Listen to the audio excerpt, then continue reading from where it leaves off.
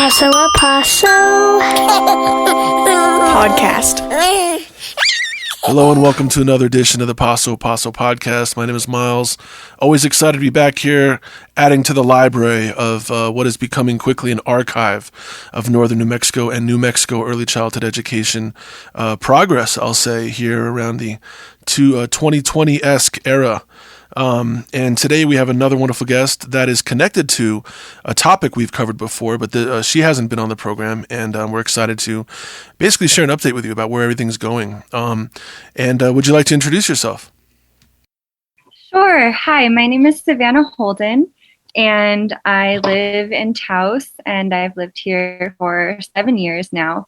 And I am working with ROAMS, Rural Obstetric Access and Maternal Services, funded by the Health Resources and Services Administration. It's a federal grant looking to serve rural moms and babies in Taos County, but also in Colfax County, Union County, Mora, and Harding. So we're working with the northeastern quarter of New Mexico. Cool. Well, thanks, and that's a lot. And everything, I think every time that I hear about the ROAMS grant and the geography with which it covers, I don't know, to me it sounds a little intimidating, but I'm sure you have a system worked out to cover the rural counties and beyond that you're working on here. How long have you been in contact with or part of the ROAMS grant for a long time? So I joined the Mother's Advisory Council back in the spring, which is the council that ROAMS is using to help them make decisions for where their grant should go and what they should do. They have a really strong commitment to, not just making decisions based off of what a small group of people in a room in a meeting think should happen here, but really talking to the community and talking to the moms that they're serving to make decisions on programming. Yeah. And so after working with them in the spring and summer doing that, I was just recently hired to coordinate postpartum planning. Yeah, thank you. I'm sorry, I didn't mean to cut you off. Oh, no, that's fine. And so based off of the feedback that we got from the first advisory council meeting, we heard from moms that they are really missing out on postpartum support for themselves, for their families, and that's an area that is just kind of missed here and other places. And so we put together this postpartum education series, which is starting on Saturday, November 6th, to address some of those gaps that we're hearing about. Right. So like you said, what's interesting about this story for me is that it sounds like, correct me if I'm wrong, were a part of the Mother's Advisory Group that is a part of ROAMS, and then as a result, you're now even more involved and taking over this role. Yes, exactly. I think that's very cool. And the Mother's Advisory Group is something that you mentioned before. I'm kind of fascinated by both. Perhaps, I don't know whether you'd rather discuss more right now about postpartum or whether you'd rather talk about the Advisory Council. I'll follow your lead on that. Well, I'll talk about the Advisory Council a little bit because that leads into this programming. So we met back in June for a meeting, and, it was COVID, as it still is, but, COVID times. And so we kept the meeting fairly small. But we discussed, birth stories and postpartum experiences and pregnancy experiences in Taos County, whether or not moms had delivered at the hospital. And one of the things that we heard the most, like I said, was that, you kind of go to your last appointment after you have a baby, and then you're sort of just left. And there are a lot of questions that aren't answered, or you don't even know who to ask. And so, and community is a big deal too. And again, especially in the past year and a half, it's been really challenging to find community as parents and as new moms. And so this is our hope that we can have a monthly meeting. We're starting with 3, one in November, December, and January. So that we can, moms can get together, and dads and partners are invited as well, of course.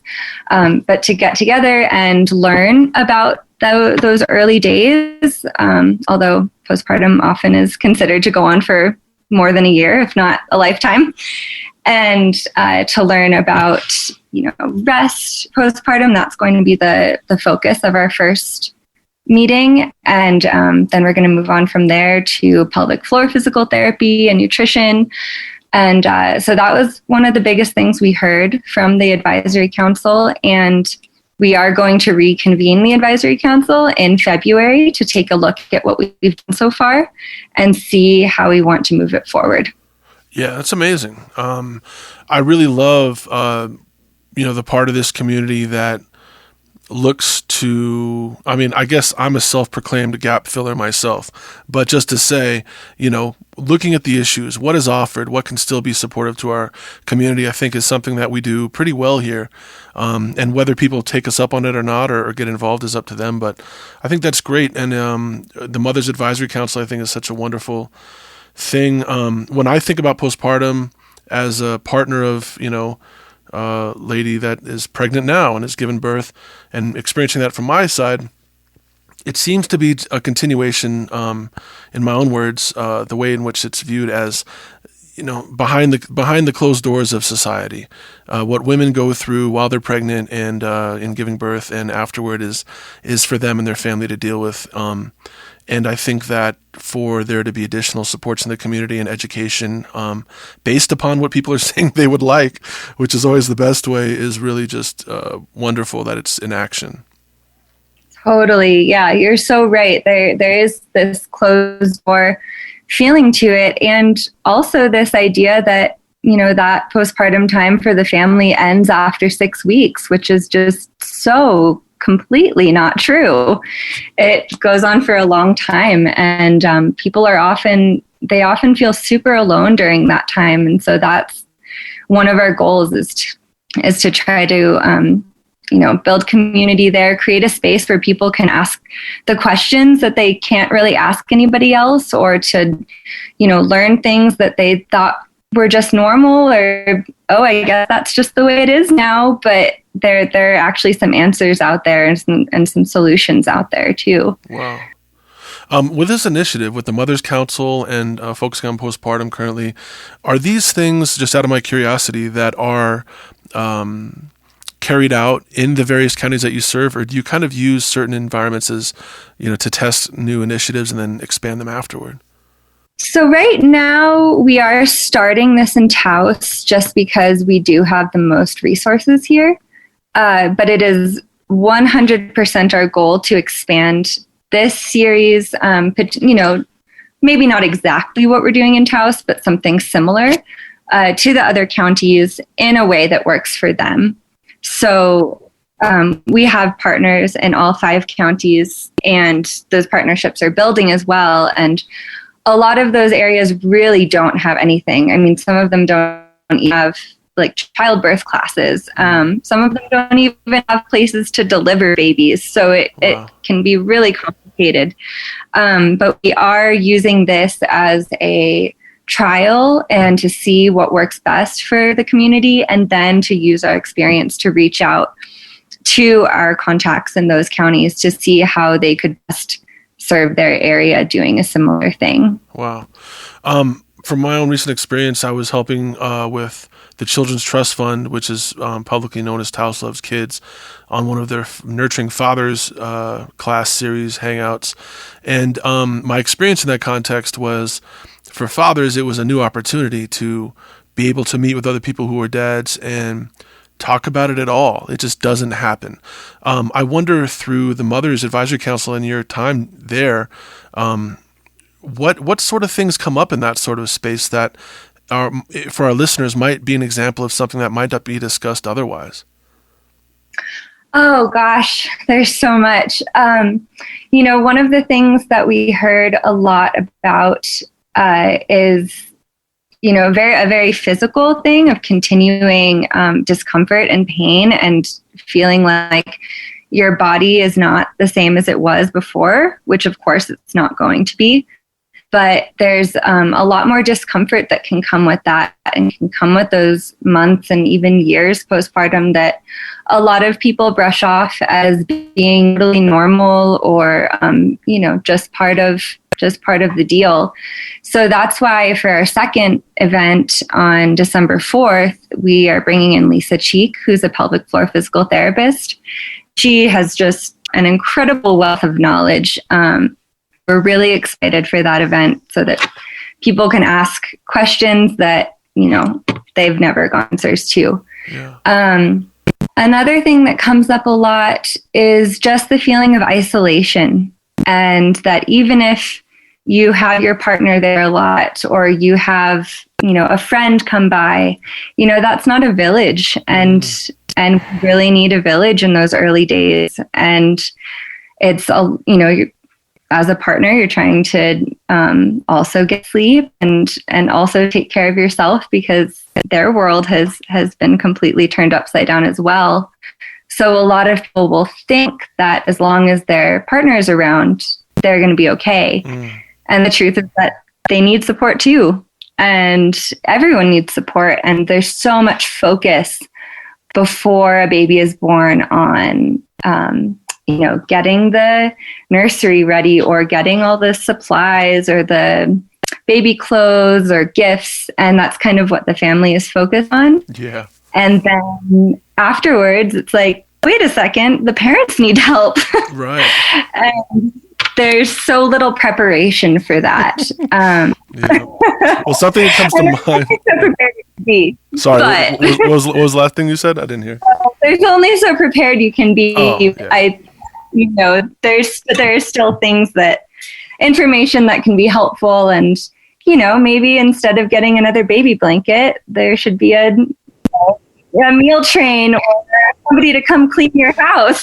Well, the metaphor or the visual thing that came up when you were talking was, I've been involved in having a couple of kids, and at this point now, when I saw a whole bunch of like those cute interlocking puzzle piece foam floor mats come out, I was like, that's a wonderful idea in visual aesthetic theory, but like, what kid doesn't love to rip those things apart and throw them around, So just to your point, we spend all this time getting all this stuff, which is awesome. We're so lucky to have anything arrive in support of our childbearing and such.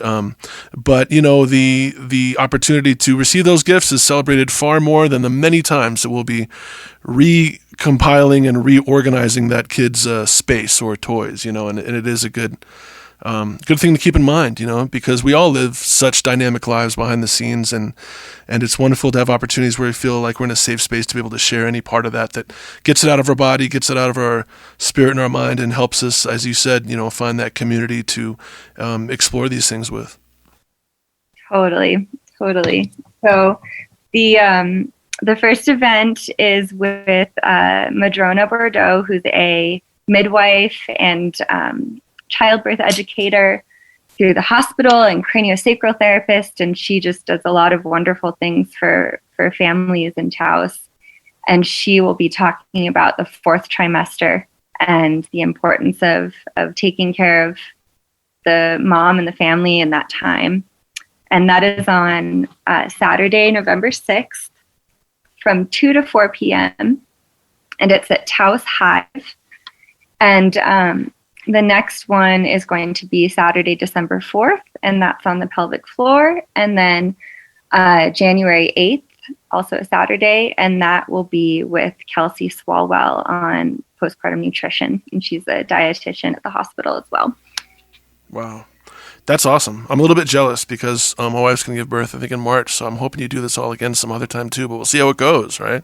Yeah, exactly. We're hoping that it won't be a single series, and that it will continue, whether it's exactly how we've done it, or we'll shift it a little bit. We definitely want it to be a continuing thing eventually. Yeah. Maybe y'all can hear a crying young kid in the background. But so if people are interested in signing up for those, thanks for sharing those dates. And we'll repeat them again before this program's over. But it sounds like early November, which is coming very quickly, early December, and then in January, I think. People go to the website, is that right, to contact you and sign up, or what's the best method for them to do that? Yeah. So they can either go to the website, www.roamsnm.org, And you can sign up there. It's completely free. There's no charge to coming to any of the meetings. Or you can also send me an email at sholden, HOLDEN, at taoshospital.org. And if it's easiest, you can also send me a text or call at 413-575-1853. And just because it cut out a bit, can you repeat that number one more time, please? Sure. 413-575-1853. Awesome. Thank you so much. Well, thanks so much for sharing this with us. I think it's really continually exciting for me to learn that there's yet more to discuss and more corners of supporting mothers, parents, and young children in our community. I don't know if you'd like to mention those dates again, but it sounds like early November, early December, early January. They can either email you or call. I will do my best to add those contacts in the show notes as well for the podcast. And roamsnm.org is the website. Could you just review the classes one more time real briefly in case people didn't catch it the first time? Sure. So Saturday, November 6th, will be with Madrona Bordeaux, and that is on the 4th trimester. And then Saturday, December 4th, will be with Lisa Cheek. She's a pelvic floor physical therapist. And Saturday, January 8th, will be with Kelsey Swalwell, and she's a dietitian. And again, that's at Taos Hive. It's the UNM co-working center at 1146 Gustorf. Great. Well, thanks again for your time and for the work you're doing and sharing this with us. And hope all those events go very well. When this airs and is released to the world, it'll be very close to that early November date. So if you're interested out there or know someone is, encourage them to reach out, roamsnm.org and all the other contacts as well. Thanks so much for speaking with us today.